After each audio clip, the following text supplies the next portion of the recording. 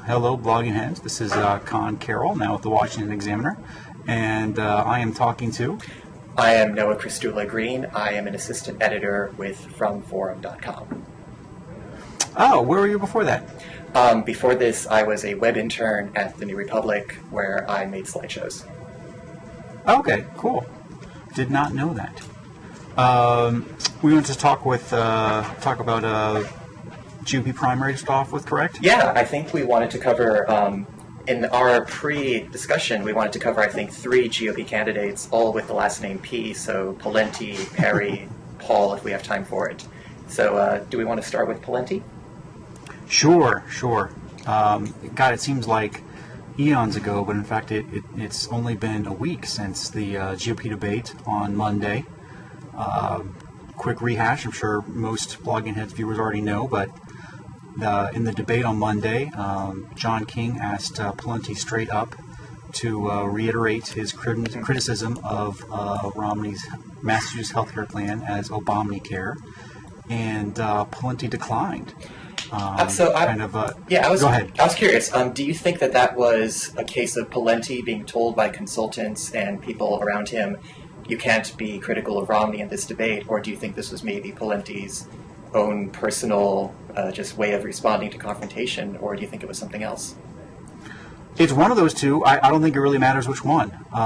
There's obviously either disagreement in Pawlenty himself about how aggressive he wants to be, or there's a disagreement between him and his staff. I have no inside information about who wants to be more aggressive and who wants to be more laid back. All I know is that the mixed messages that come out of this do not look good for him. Yeah, I actually looked at the transcript, and what was really fascinating to me was that the way he tried to defend himself to John King, I got the impression he had been coached to say that the exact quote is, I used the term Obamneycare because it was a reflection on the president's comments that he designed Obamacare on the Massachusetts plan. Like, I'm just very confused at why any candidate in a primary would want to run against Obama when clearly you want to be running against other people in your own primary. Yeah, I mean, as I was about to say when we, as rehashing it, is not only did he, back off his original attack, he then relied on Obama as a source for attacking Romney, as if, Obama is some type of beacon of truth for Republican primary voters. I felt that maybe if he had really thought about this, he would have called it Obamneycare, because that would make it clear he was attacking Romney. But the other thing which I was wondering about this particular attack line is, do you think that, and this is just maybe a theory of mine, but maybe the reason he didn't want to attack Mitt Romney in the debate was because if he gets into a debate with Mitt Romney over which governor has done a better job of managing healthcare in their state, that Mitt Romney would actually be more capable of talking about his skill as a governor in lowering people lowering the rate of people who are uninsured, increasing the access to healthcare. I mean, do you think maybe Pawlenty just doesn't want to get into an actual technical debate with Mitt Romney over who had better care plans, Romneycare or Pawlentycare? I think you might be onto something. Not so much as Pawlenty's afraid of attacking Romney on Romneycare, but more, because any GOP candidate is really going to have to be able to explain why Romneycare has been terrible for Massachusetts for the same reason it's going to be terrible for the country. I think the problem that Pawlenty might have had is that his own Medicare plan looks a lot like Obamacare. He may have his own Obamacare problem. He was at the San Francisco conference on the American Association of Health Plans, AHIP, last week, and he was speaking at a forum talking about Medicare and healthcare reform. And the moderator, picked up the comments that he had made about what his Medicare plan was going to look like, and basically pointed out that it looked a lot like Obamacare. It talks a lot about accountable care organizations. It talks a lot about trying to find reform in how we pay doctors, etc. And I had written earlier that this is going to be a liability for Pawlenty. Is that so far what little we have seen of his Medicare plans looks a lot like Obamacare, and the AHIP guy called him out on it. And Pawlenty's response was really pretty weak. It was basically just like, oh, Obamacare's plan is different. His plan involves more government bureaucrats than my plan would. But he didn't exactly explain how. I mean, if you're going to have the government drafting these regulations on what is an accountable care organization. Let's flip this out a little bit, because I'm pretty sure that on healthcare in general, Pawlenty has sort of been with the Republican mainstream on saying that he would want to repeal Obamacare, and I presume. Well, yeah, no, they all say right, wrong. But I mean, not talking Medicare. I presume that his.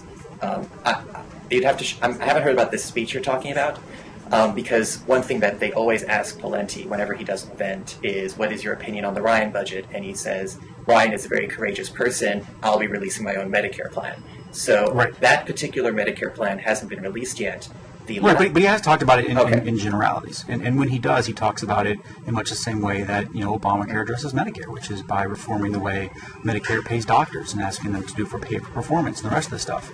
So again, he hasn't released a specific plan, but just in the broad outlines in which he does describe it, it sounds like a blueprint for Obamacare, which is exactly what Obamneycare was. I would have to see the final plan, because the key thing is about, I think the key thing that really frustrates conservatives about Obamacare or Romneycare is mandates, and I haven't heard anything from Pawlenty on mandates yet. What I have noticed from listening to his speeches, when he is pressed on his Medicare plan, which he promises to release in a few months, he says he likes the idea of Ryan of having a split between people who are over 55 and under 55. But one thing he keeps saying is, and people under 55 can buy either a private insurance option or Medicare. Unlike the Ryan proposal, which as I understand it, it's 55 and up, you keep Medicare as is, and people under 55 will have many, many different options to choose from with their government-subsidized voucher. But there would be no Medicare option as you know it. It would be Medicare. I get the impression that Pawlenty would be Medicare competing with other plans, while Ryan would just have non-Medicare plans competing against each other. Yeah. Either way, it would still be a case of a candidate not endorsing the Ryan budget 100%. And I do wonder how many Republican presidential candidates can do that. I don't know if you saw a recent item on the Weekly Standard about Mike Herodopoulos, who is a GOP candidate running for the Republican Senate primary in Florida. And he has taken a position that he would like a modified Ryan budget. So Ryan wants to have the split happen at age 55. Herodopoulos wants it to happen at age 40. And he's gotten some very harsh criticism from that magazine because of this stance. So I wonder if Pawlenty releases a Medicare plan that is not 100% like the Ryan plan, whether that would be an additional nail in the coffin for the Pawlenty campaign. I don't think everyone's Medicare plan has to look exactly like Paul Ryan's. What it can look like is Obama's Medicare plan. That's the only thing that it can't look like, because it can't look like Romneycare. And from what I've heard so far, it might. But just to sidetrack onto Herodopoulos for a second, his problem is bigger than that. He was on a radio call-in show with a conservative talk show host, and the talk show host was pressing him on whether or not he would support the Ryan plan. And Herodopoulos just basically refused to answer the question. And after about 5 minutes of this back and forth, the conservative talk show host basically just dropped his call entirely, since he wouldn't answer the question. Looking at Gingrich, how Gingrich handled it, you're going to have to come up with your own plan. It doesn't have to look like Ryan, but it better not look like Obamacare.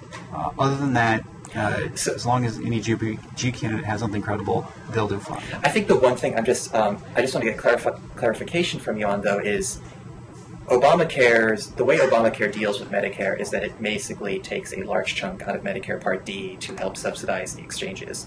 And when I think about what conservatives don't like about Obamacare, it tends to come down to the cuts in Medicare and also the mandate. And even if other conservatives are not endorsing the Obamacare vision, I haven't really heard anything from Pawlenty that suggests that he wants to cut Medicare or use an individual mandate. So I'm just curious. Yeah, well, the cuts Obamacare makes to Medicare go far beyond just cutting the Medicare Part D subsidies. There's also the market basket payments for Medicare Part A and B. It significantly cuts those. There's the Accountable Care Organization regulations. There's other cuts to the A and B doctor repayments. There's the fact that it doesn't fix the doc fix, which happens even sooner. if nothing happens between now and January 1st of 2012, Medicare reimbursements to doctors are going to fall by 30%. Medicare patients already have trouble finding doctors that take them. When those fall 30%, it's going to go even worse. Do you think do you think in a primary there's any saliency to those sorts of technical issues? I think it's easy to get Republican primary voters to care about the individual mandate because that's a fairly easy concept to explain and it's in the media a lot. I don't know. I feel skeptical that Republican primary voters are going to care about the sort of technical issues you've just discussed. Oh, well, it doesn't have to be that technical. It's very simple. Obamacare saves money through Medicare by not paying your doctor, which means your doctor won't see you. And the Republican candidate that is able to articulate that and explain that is going to have a leg up. It's not terribly technical. I mean, you have Professor Klein and Paul Krugman talking about how Medicare saves money by because it costs less per patient. Well, it does it very simply. It just pays doctors a lot less than private insurance does. And so the Republican candidate is able to go up there and say, the problem with Obamacare is it doesn't pay your doctor, which means your doctor's going to stop seeing you. That's the candidate that should have a leg up in this race. But I think we can both agree that when Pawlenty is unable to articulate a vision like that, it certainly doesn't help his campaign. Absolutely. We absolutely agree on that. I did want to also just get your impression of Pawlenty's goal to have GDP growth, I think either averaging at 5% or near 5%. Now, Jim Garrity at National Review did point out that Obama's own budget assumes, I believe, 4.1% GDP growth. So Pawlenty is certainly not alone in maybe having overly optimistic projections for what the U.S. can achieve. But do you think that there's anything healthy here to having candidates stand up and say, yes, I can achieve 5% growth, and then you just wait a few weeks and someone else says, well, my plan will get 6%, 7%. Like, what's to... No, we already saw that. I thought Ron Paul handled it perfectly. What he said, let's grow at 10%. It's just absurd to just say, let's have everybody, let's have the economy grow at 5%. Vote for me. That's going to happen. No, you have to have some type of plan specifics, some type of policy changes that's going to explain how you get there. Just to say it, we're going to get there by fiat is silly. But no, I thought Paul handled it great by by seeing his 5% and doubling it. You think that's healthy for the primary for candidates to be making promises like that? I just worry that you're going to be. I just worry that you're going to have this base and you're going to give the base high expectations. They're going to hold them accountable, and they'll be severely disappointed. And then I just wonder how helpful it is. I understand that for people to follow policy, you sort of have to suspend the amount of reality that gets talked about in a campaign, but I just wonder how healthy it is for candidates to be claiming they can fix the economy in such concrete terms. I don't think it's healthy for Pawlenty to do that at all. It is something where if you're a candidate in the race, you have to decide how to respond to it. And of course, you don't want to go out there and say, "Oh, America can never do that," because you don't want to be seen anti-American or don't believe that America, can be good. You always want to be positive, which is why I think, Paul's response was so great because it number one, affirmed the America is awesome thing. Sorry, can you just clarify all of Paul's response? I'm not entirely familiar with exactly what he said. Oh, it was just in debate. King asked, what do you all think of Tim Pawlenty's, 5% growth plan? And Paul's answer was, I think it's great. I think we should do 10%. So it one, didn't talk down on America. It affirmed, America's great, but it also kind of showed kind of how silly the whole target is. Okay, I can see. Right, I can see Paul. I can imagine that in Paul's universe, where he believes that the gold standard would solve all our problems, that he believes if we had not gone onto a Federal Reserve System in 1913, we would all be living in castles right now. I guess in Paul's... No. I'm not asserting that I understand. Paul came out with an official plan that the economy is going to grow 10%. I think he was joking when he said that. Yeah, I understand. I understand the point of, a goal is good and being able to say we should aspire is good. I'm just trying to get into Ron Paul's head about why he thinks that might be possible. No, I don't think he is think it's possible. I think he was. I think he hit upon a great way to kind of point out the absurdity of the Pawlenty proposal. Okay. Just out of curiosity, there was a comment that Pawlenty made in his economics speech at the University of Chicago, where he was he was asked by a questioner, basically, why do we need more tax cuts? He said that we have had the questioner asked, we've had 2 rounds of tax cuts already, Do we really need a third? How much would it help? Pawlenty gave an interesting response where he basically argued that more tax cuts will help the entrepreneurial class, which will create more jobs, help the economy. His exact wording was, there's about 5% of this country who are the entrepreneurial class. If that 5% becomes 6, 7, 8%, or 9%, we have a bright future. And if that 5% becomes 4, 3, or 1%, we're in deep doo-doo, his exact words. There was some comments on our site, and David wrote about this as well. This sort of vision that the entire economy depends on 5% productive Americans, and that's who our tax cuts are targeted towards, as opposed to the broader economy or the broader population. I don't think he's going to get much flack in the media for this, but do you maybe have some concerns that Pawlenty is sort of maybe putting too much of a stake on a small slice of the population? Actually, this is the first I've heard about that part of the speech. Okay. But yeah, no, that's not my idea of of why the economy grows. I think everybody's involved in the entrepreneurial activities. The entire population could be an entrepreneur tomorrow. I don't think there's any set 5% class that is saving us. That's just another silly part of Pawlenty's economic speech. Any idea why? Any idea why maybe he thinks that?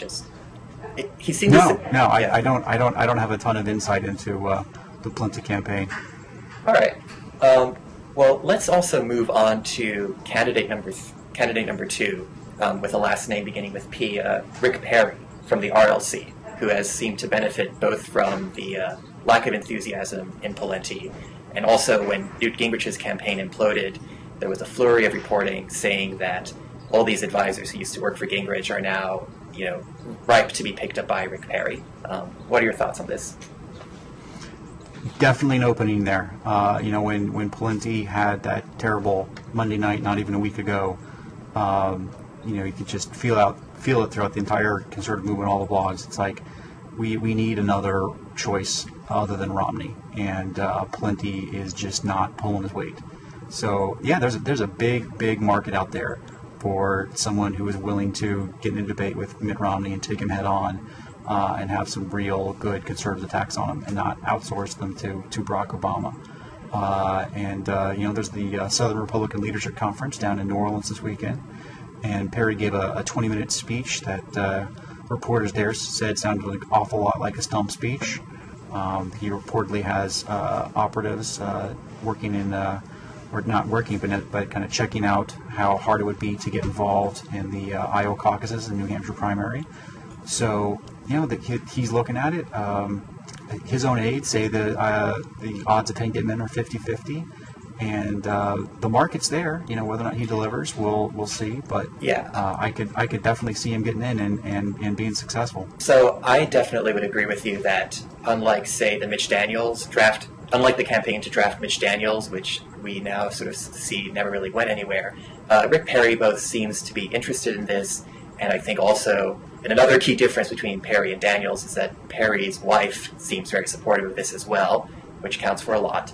So the one thing that I saw the stump speech too, and I've seen some other things, so I understand the Rick Perry appeal, but the question I wonder is when conservatives really start to learn Rick Perry's background and a couple of particular policy positions he took, whether they would still feel comfortable with him or whether they might start to sour on him, and whether he can... So the two issues in his background, which I think conservatives and Tea Party Republicans might be most concerned about, one would be his 2007 HPV mandate, and second would be his comments on the Arizona immigration law. I'm just curious, are you familiar with the background on both these issues?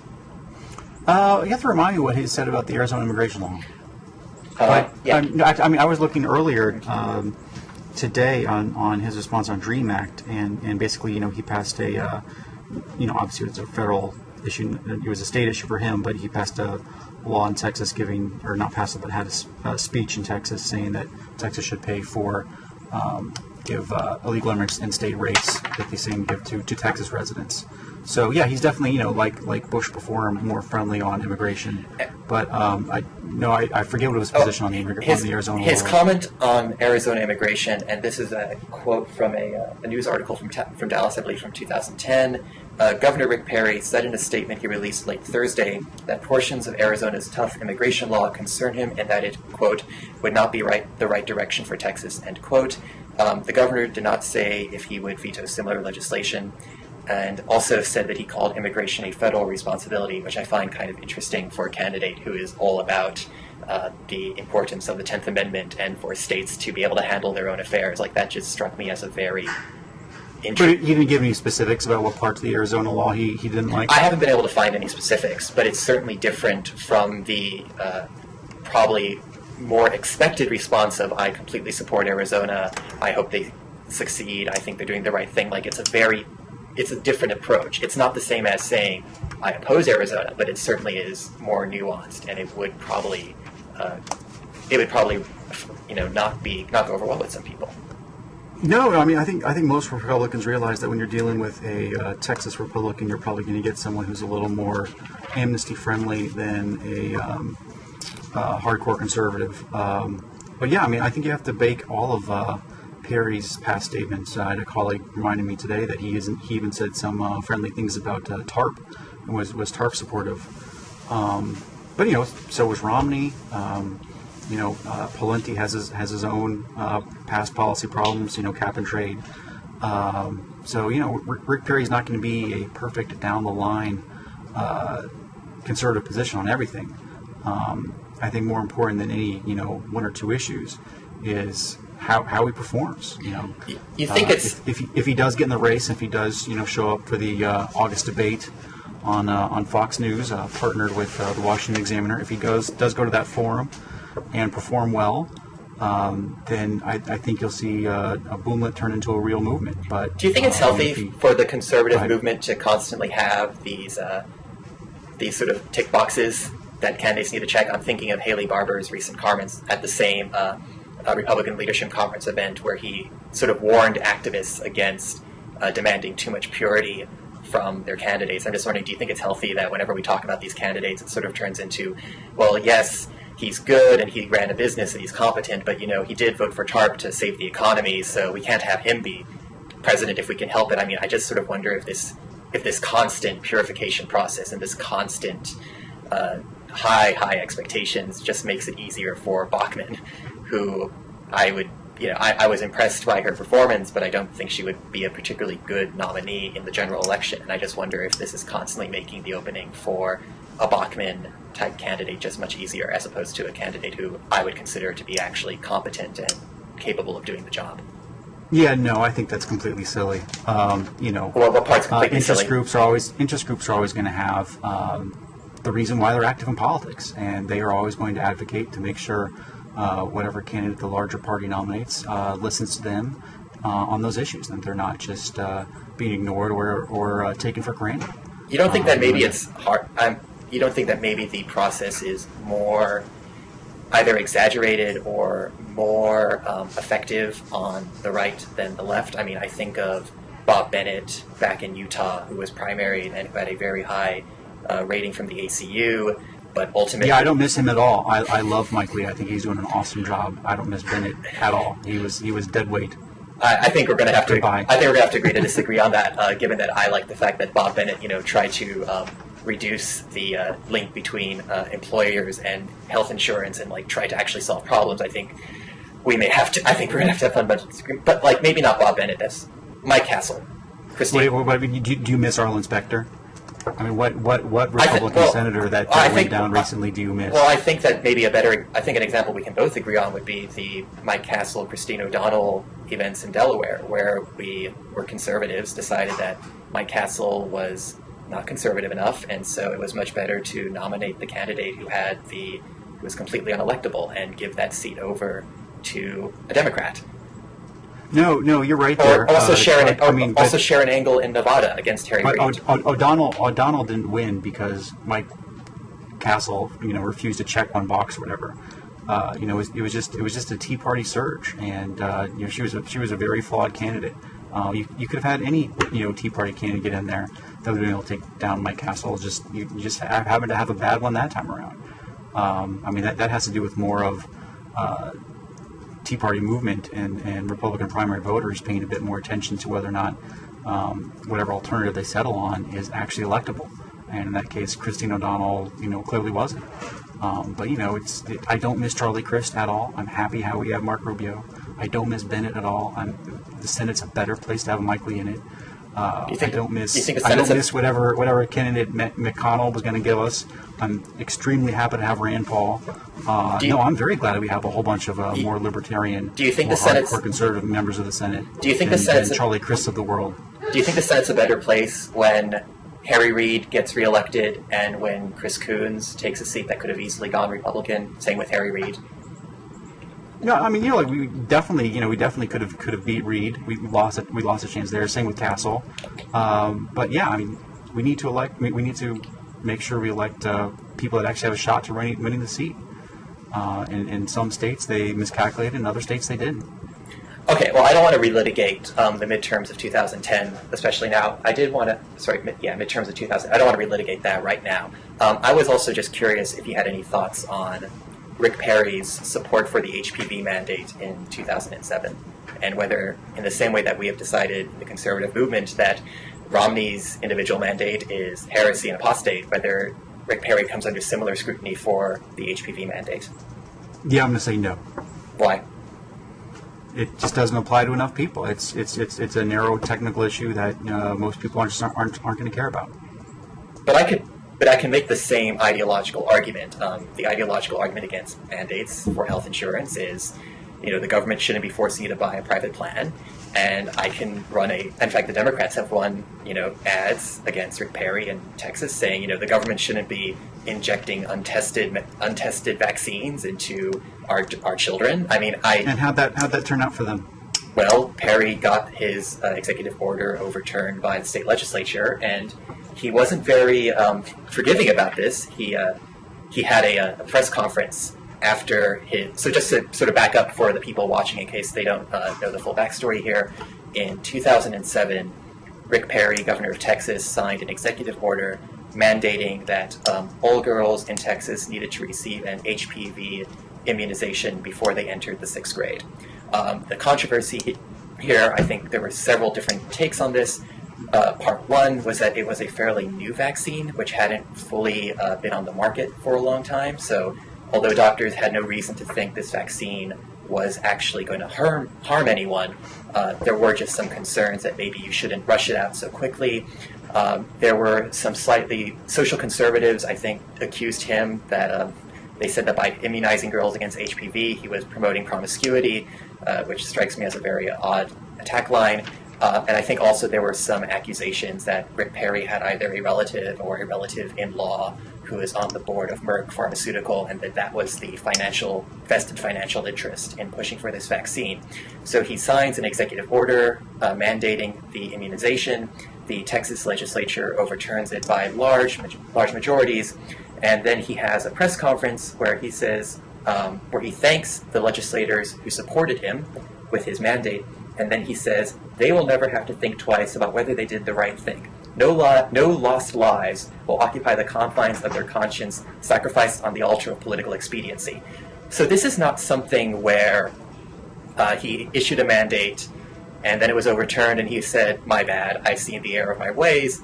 This is a case where he issued the mandate, it got overturned, and he said, well, at least my conscience is clear. Like, he clearly has an he clearly felt that this was acceptable ideologically, and I really wonder whether conservatives are going to be okay when they learn that Rick Perry is a candidate who believes that the government has a right to immunize their children. I don't know if conservatives will like that. Yeah, I think it'll be pretty low down on their priority poll. Like I said, I think how he performs against Romney is going to be much more of a bigger issue. How he is able to talk about the EPA, how he is able to talk about job creation in Texas. Those are the things that voters actually care about, not some public health issue. It's distinguishable in so many ways. Federal mandate versus state mandate, etc. I don't think it'll be an issue. Why do you think voters care about a mandate to buy health insurance, but not a mandate to get a vaccine or an immunization? They're just different issues. I don't know what to tell you. But isn't the whole point that they don't like the whole Tea Party ethos is we don't like the government telling us what to do. We don't like being mandated to do anything. I feel like this would be, if I was if I was Tim Pawlenty, or if I was some other candidate, I feel like it would be so easy to cut an ad saying, Rick Perry tried to force a medical company to, put an untested vaccine into our dogs. Like, you just don't think that would be effective? I'm sure Romney will cut that ad, and I don't think it'll be that effective. Okay. Was there anything else about just Rick Perry's speech in particular? I mean, the big meta question that I wonder about Rick Perry is that I get the impression he never really seriously considered running for president until recently, and I sort of took him at his word in earlier comments he gave when he said, well, I want to run my own state. I don't believe in the power, I don't want the federal government to be that strong. Why would I want that job? What do you think it is that's changed about him that makes him more susceptible to running? There's a big need out there. There's a big demand out there for someone to not be Romney, and he can fit the bill. That would, pique anyone's interest. The fact that it's a possibility, that's what changed. The fact that he could. All right. Well, staying on the topic then of the Republican Leadership Conference, let's talk about the straw poll winner of this event. The winner, yes. Ron Paul, who, surprise, surprise, it seems has bussed in more supporters to vote for him again. Did you see who came in second? John Huntsman. I know. Which, from a FrumForum perspective, is very encouraging. My initial response on Ron Paul, of course, is he's done this before at CPAC. Every year, Campaign for Liberty, I believe, sells or gives out discounted tickets to college students to get them to come. I've read similar things happening at the RLC. What are your takes on what happened with this particular straw poll win and what it means, and whether the Huntsman win maybe counts for more? No, Huntsman's a complete non-factor. The Paul doing well in straw polls is completely different than the way Romney would do it. Romney would come in, and the campaign itself would be the organizing force behind getting all the college Republicans in there, all the different people buying tickets, etc. If you've ever been to CPAC and the rest of these, you know that Paul's operation is completely different. It's completely decentralized. They're all just complete amateur, true believers that are organizing and showing up. It is, there's not a ton of them, obviously, or he would have done better in the 2008 primaries. But there's enough of them, and they're committed, and they can show up and dominate these events. Just like in 2008, he's going to be a continuing force. And I think he's a great voice to have on a GOP primary stage. He definitely gives the gold bugs and the more libertarian, anti-drug war, more anti-war voice of conservatism a voice. And those people make up obviously not huge, otherwise he'd have more electoral success, but they make up a part of the constituency. And I'm happy to have their voice on the stage. The one thing I hear from conservatives who I talk to about Ron Paul is that leaving aside, my own personal objections to his gold standard policies and his complete non-interventionism, when I talk to other conservatives, the thing that I always hear from them is that they really resent how the Ron Paul people are only Ron Paul people. They only come to CPAC for Ron Paul. They only come to these other events for Ron Paul. There's a mini cult of personality around Ron Paul himself. When I talk to people from the Gary Johnson campaign, many of them were former Ron Paul people, and they say that part of the reason they work for Gary Johnson is because they want to show that this libertarian ideology doesn't have to only be done through Ron and Rand Paul. Do you find it maybe just a little disturbing that many people, they're not being brought into the conservative movement or the Republican Party? They're sort of Ron Paul apparatchiks who sort of see themselves as doing they don't see themselves as part of a broader movement beyond Ron Paul and Campaign for Liberty. That strikes me as not a very healthy constituency to have, or a very problematic constituency to deal with. I would have to see some harder evidence that they're not sticking around. Obviously been to these events, talked to them. We share a lot of the same goals.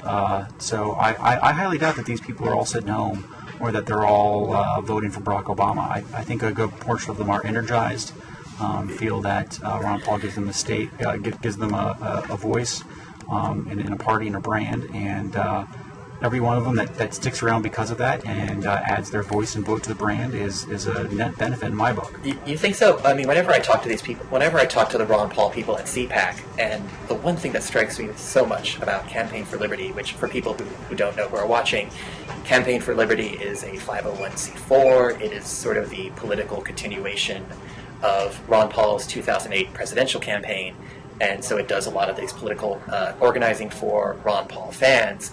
And the one thing that strikes me so much about Campaign for Liberty, and particularly Campaign for Liberty when they go to CPAC, is that you can attend a completely different conference from the average CPAC attendee.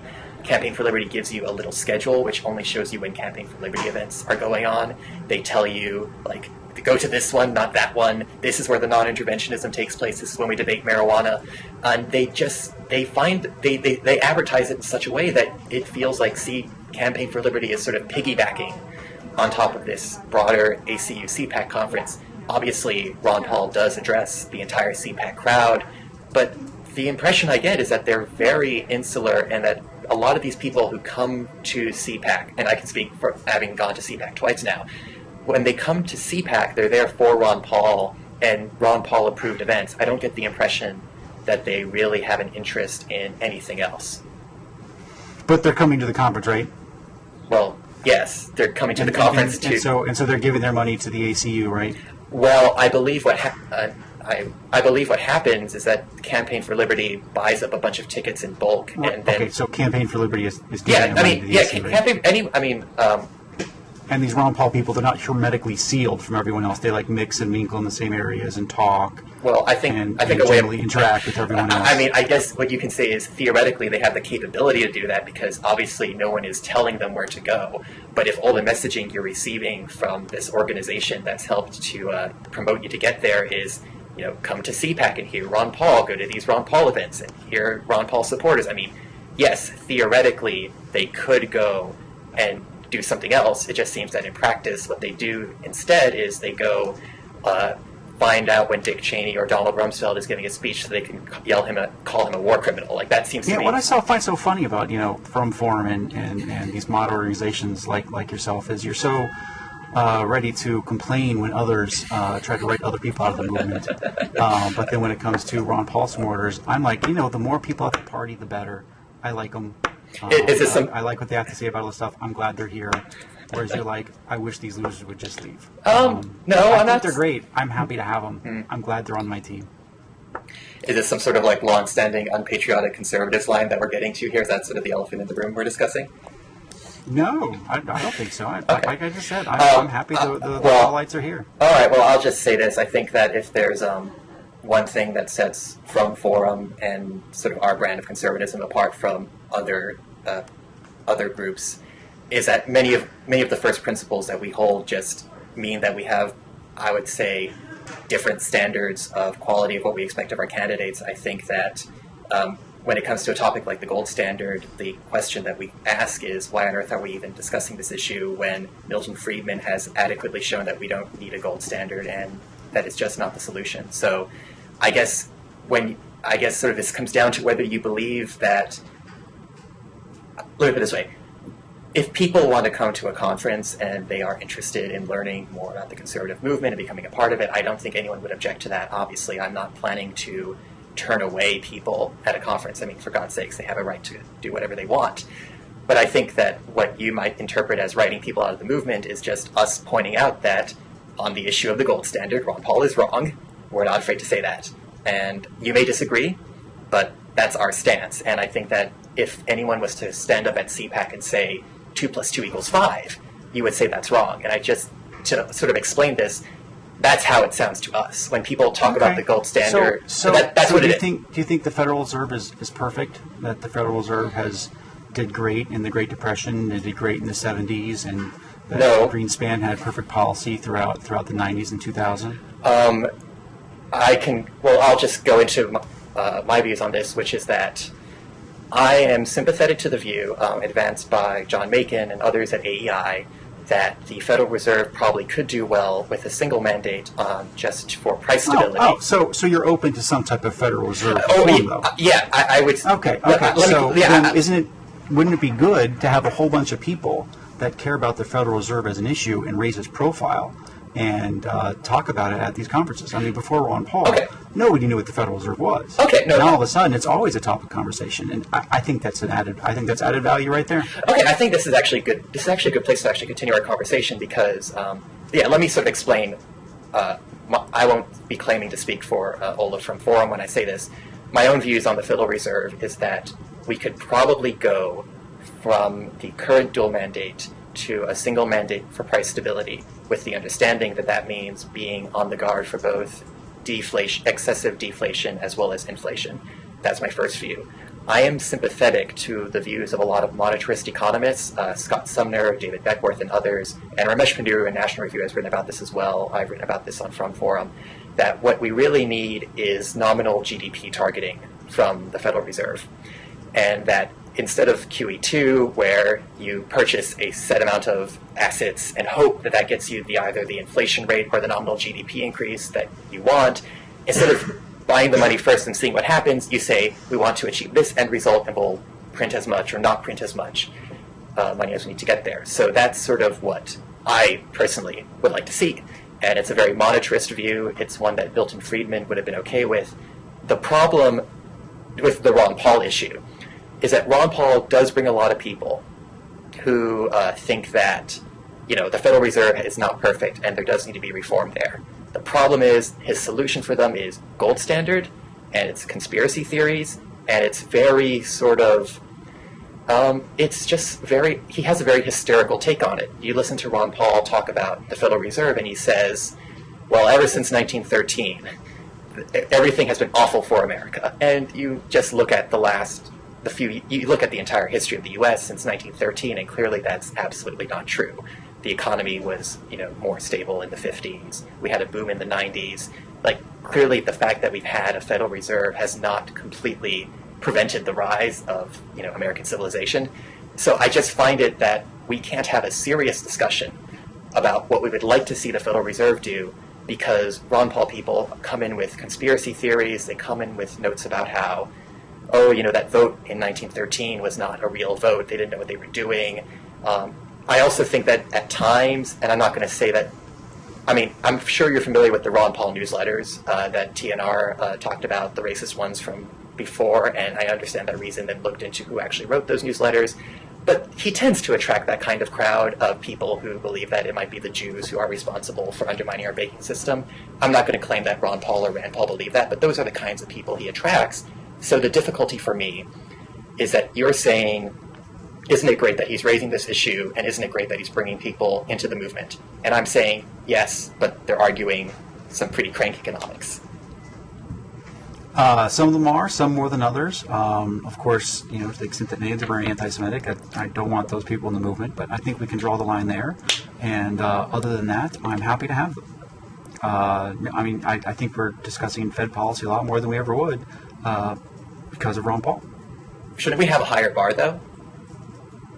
Is it really so hard to have quality control? Is it really so hard to say, yes, let's talk about Fed policy, but let's not have this crazy discussion about tying the economy to gold? I disagree. I think it's a great place to start. Something fundamental. So many people, the issue itself is so complex.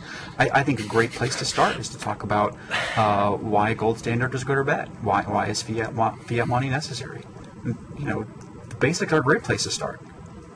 But these are basics that have already been resolved. It would be like saying, it would be like saying because one thing that Ron Paul, we wouldn't debate the need for a Department of Defense.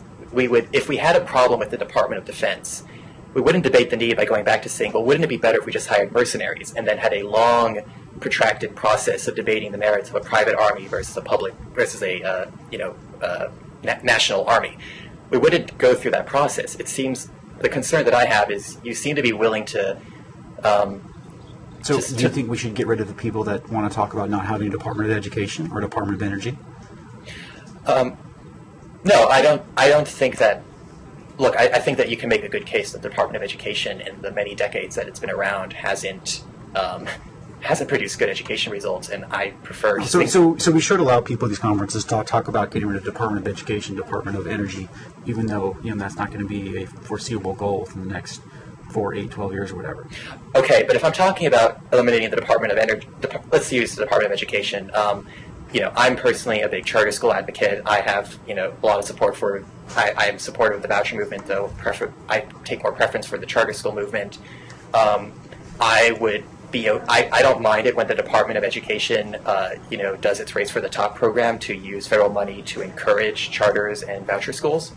So I'm certainly open to a constructive debate about what the Department of Education should do. If a candidate is going to run on the purity test, is going to say, well, we have to eliminate it, I may have questions about the practicality, but I'm certainly open to the idea that there needs to be serious reform there.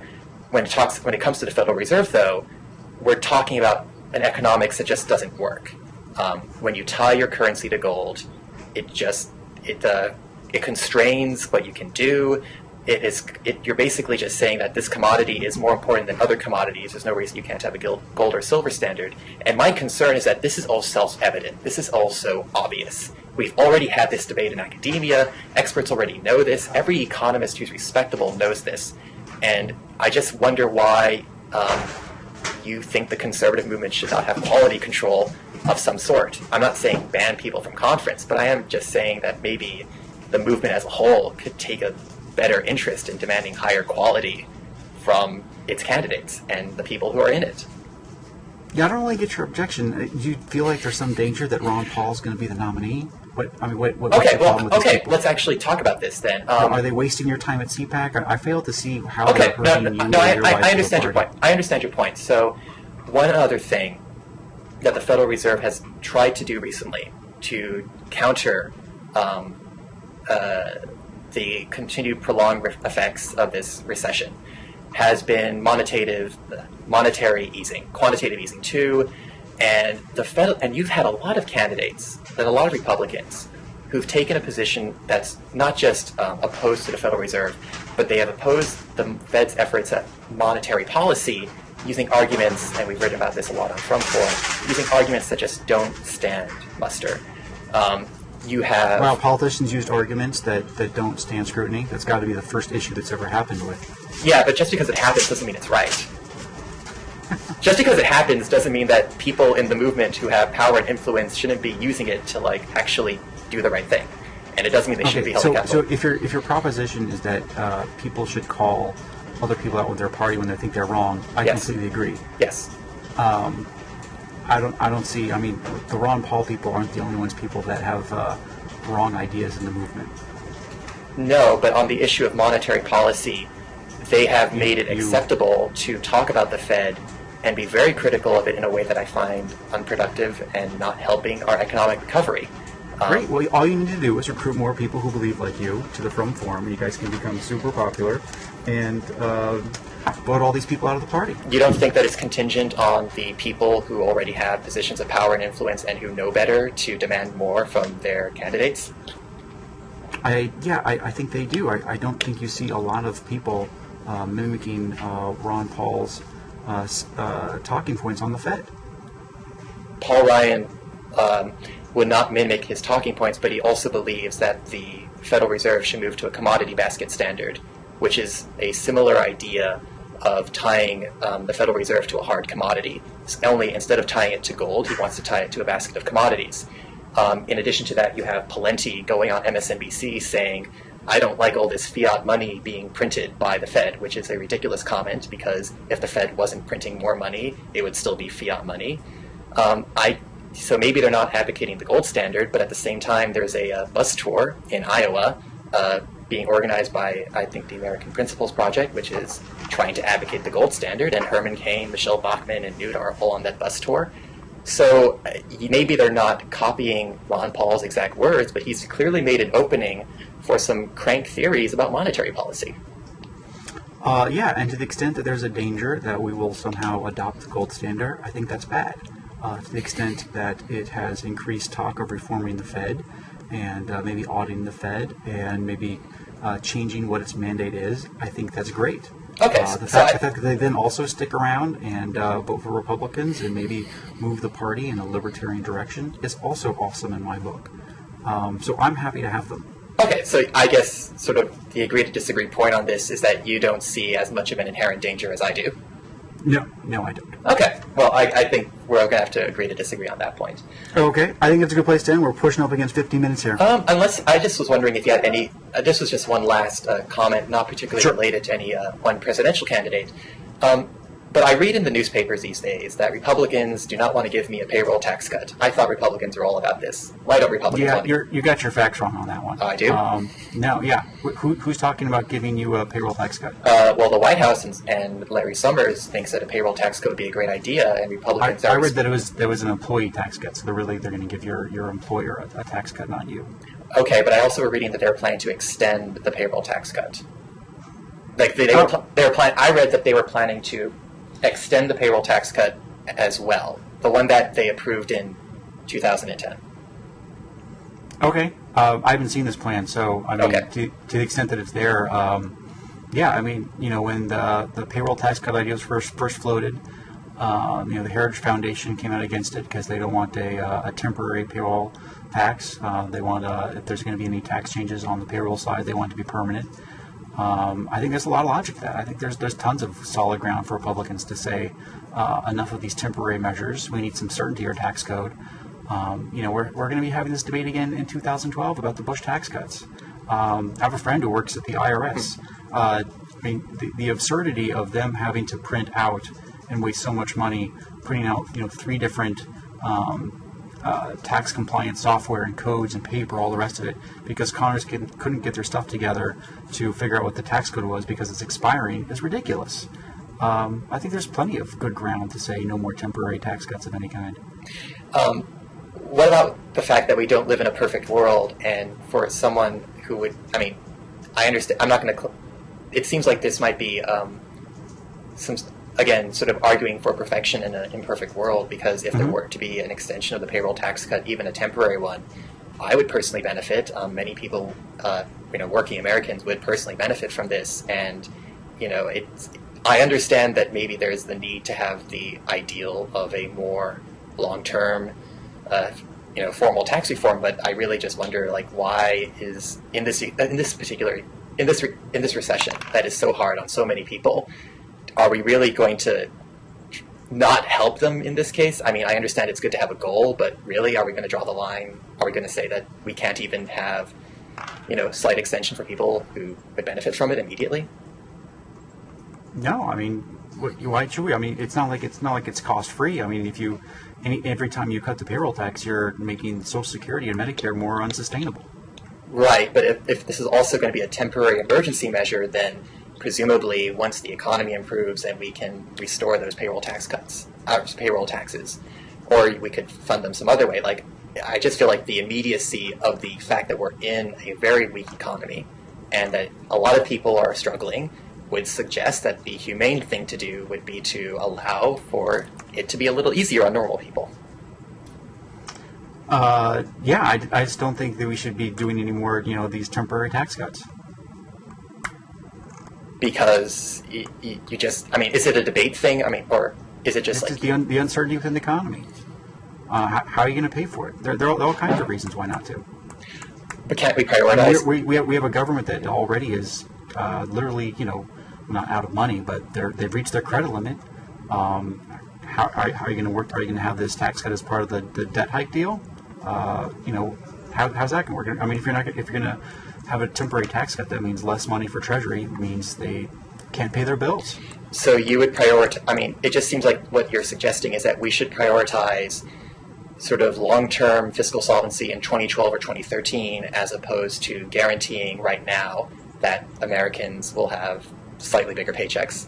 It just seems like that's the logic at work here. The question's pretty ridiculous. Did the last payroll tax cut guarantee the economy would fix itself? No, I'm unaware about how the economy has fixed itself since it's not the last temporary pay tax cut. I'm not suggesting that a payroll tax cut would fix the entire economy, but I look at my paycheck and I'm glad to know that I'm getting a bit more money than I would have beforehand. I mean, it's helping.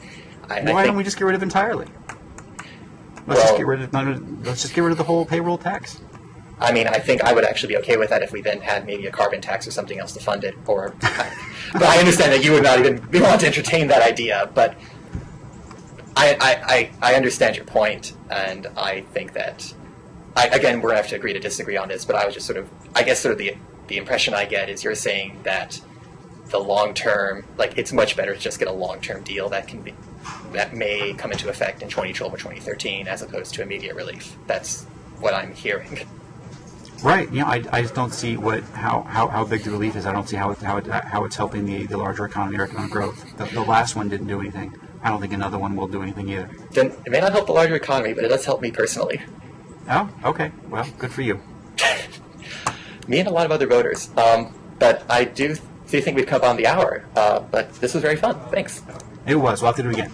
All right. Thanks. Bye. Bye.